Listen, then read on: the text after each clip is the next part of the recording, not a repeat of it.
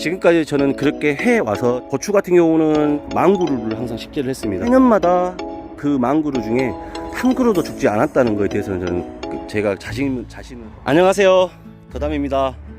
가을 억제 재배 고추는 다 이제 마무리가 돼서 이런 식으로 트랙터를 이용해 가지고 이렇게 고추 남아있는 잔사들을 싹 노타리를 쳤습니다.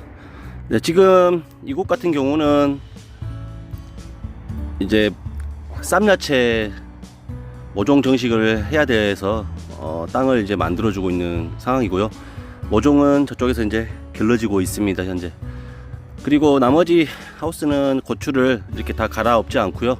밑둥을 절제를 해가지고 계속해서 6월달까지 키워나가는 절지 재배를 이제 해 나가려고, 이제 그쪽은 고추나무들을 아직은 그대로 수확이 싹 마무리가 됐는데 이제 그대로 지금 놔두고 어느 정도 조금 물도 조금씩 줘가면서요, 지금 나무 만들기를 지금 하고 있습니다.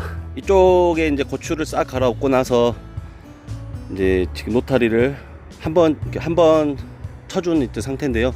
지금 중간중간에 보시면 이렇게 골이 그냥 파졌는데 대충 파져 있는 듯한 느낌이 있잖아요. 이제 그래서 이제 요거와 관련해 가지고 잠깐 이제 땅 만들기 기본이 되는 부분에 대해서 함께 이야기를 해보려고 이렇게 영상을 담고 있습니다.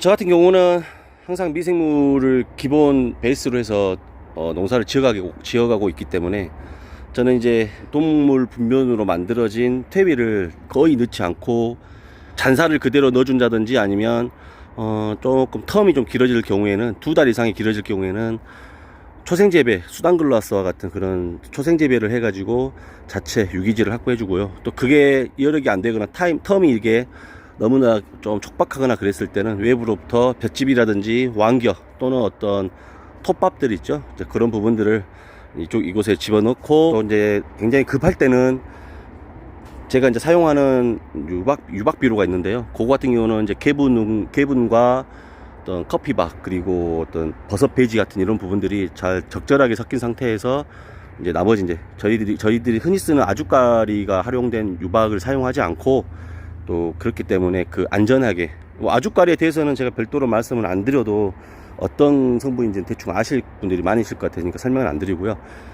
그래서 아주까리가 최대한 없는 그런 유박 비료를 활용해 가지고 이제 조금 예를 들어서 잔사나 이런 부분들이 좀 덜 들어갔다, 아니면 유기질온들이 좀 덜 들어갔다 싶었을 때는 추가를 좀 넣어서 이렇게 해서 초반에 땅을 관리해 주고 갑니다. 그때 관리할 때는 항상 미생물을 하우스 한 동당 500리터의 어떤 그런 토착 미생물들을 자가로 직접 배양해 가지고 3번 이상 충분히 이렇게 땅에 담수가 될 정도로 해서 넣어줍니다.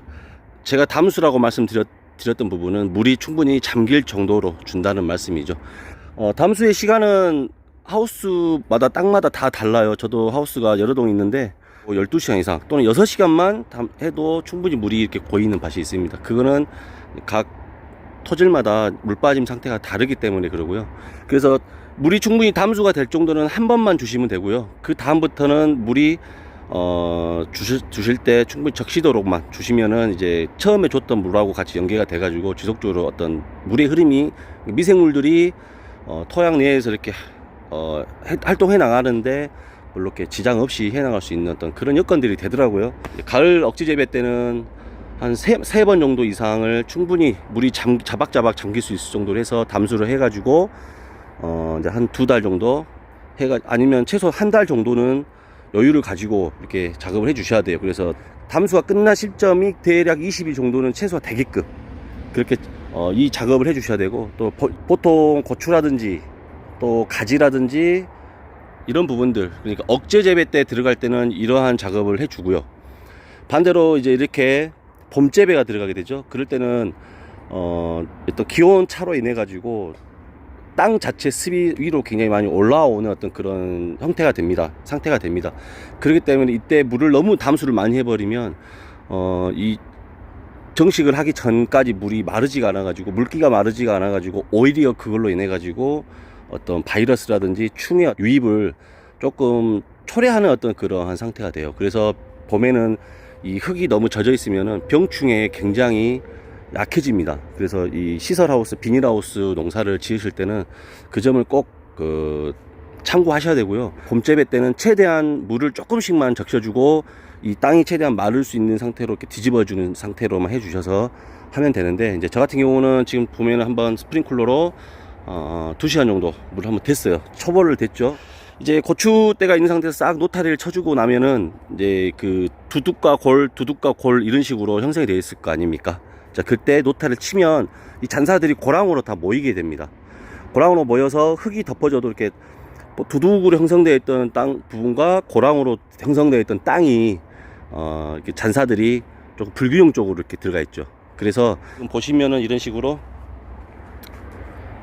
지금 보시면은 식으로 배톡인데, 배추 골을 타주는 배추 배톡입니다. 그래서 이거를 저는 항상 이용해 가지고 끝에, 이런 부위 끝에다가 트랙터 노타리 뒤에다가 장착을 해 가지고 최대한 깊게 넣어서 끌고 다닙니다. 그러면 끌고 다니면, 자, 이런 식으로 한 군데 모여 있는 잔사들이 이렇게 양쪽으로 이렇게 뒤집어지는 어떤 그런 상태가 되죠. 그 상태에서 이렇게 골을 파준 상태에서 이제 미생물을 500ml 배양을 해가지고 2시간 정도 같이 해가지고 지금 넣어준 겁니다.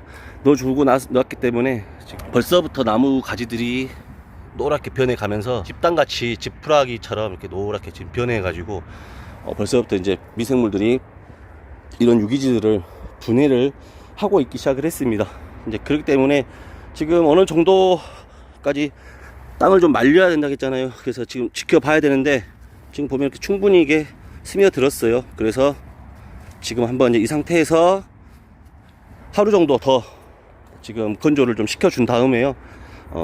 노타리를 딱 쳐주면은 그때는 어떻게 되냐면, 또 이제 한번 전체적으로 또 밑쪽에 있는 흙하고 또 같이 섞이면서 또 젖은 흙들이 또 위로 올라오게 되죠. 그러면은 또 이렇게 통풍을 시켜주면은 또 토양이 마르고 이렇게 됩니다. 그리고 나서 그 위에다가 가볍게 30분에서 40분 정도 미생물을 500L 배양한 양만 들어갈 수 있는 시간만큼만 스프링클러 같은 걸 이용해서 뿌려주시고 바로 차단하신 다음에 그대로 또 하루 이틀 두고 이제 또 노타리 작업을 이제 해야겠죠. 그래서 이때까지는 지금 보면은 고추 보온을 위해서 이렇게 안쪽에다가, 바깥쪽도 물론 저는 반벽이 있는데 안쪽에다가도 이렇게 추가로 반벽을 더 대가지고 해준 부분이 있어요. 근데 이게 이제 미생물도 15도 이하, 최적은 18도 이하를 넘어 벗어나서 밑으로 떨어지면은 활동력이 급격하게 떨어지고 그러기 때문에 보온을 좀 해줘야 됩니다. 그래서 이 노타리를 완전히 쳐줄 때까지는 반벽을 놔둘 때고요. 이쪽은 이제 엽채류, 쌈야채류가 가기 때문에, 쌈야채류들은 대부분이 조금 선선한 기후를 좋아하는 작물들이다 보니까 이렇게 보온을 하면서 키우면 안 됩니다. 그렇기 때문에 이제 그때쯤 되면은 이제 천천히 정식을 해야 될 쯤 되면 저는 반백들도 싹 제거를 해주고 멀칭을 이용해 가지고 이제 할 건데요. 이런 식으로 해서 최종 작업을 끝냅니다. 엽채류 같은 경우는 크게 어떤 비료기를 요구한다든지 그런 부분이 없기 때문에 이제 그럴 때는 가급적 이제 엽채류에 관련된 이런 비료들이 잘 나와 있어요. 그래서 그런 것들을 이런 잔사랑 같이 해서 가볍게 흩뿌려 주시고 이제 노타리를 쳐서 한 2번 정도만 더 잘 섞이게 노타리를 쳐서 이제 마무리를 해주시면, 총 노타리를 치는 횟수는 이 골을 타는 것과 처음에 잔사를 이렇게 갈아주는 이 작업을 빼면은 대략 3회 정도 노타리를, 이 트럭터가 들어가 가지고 노타리를 쳐주는 작업을 들어가게 됩니다. 지금 해 가고 있는 중에 한번 도담은 또 어떻게 새로 시작하는 작물을 위해서 토양 관리를 하는지에 대해서 설명을 좀 드렸고요.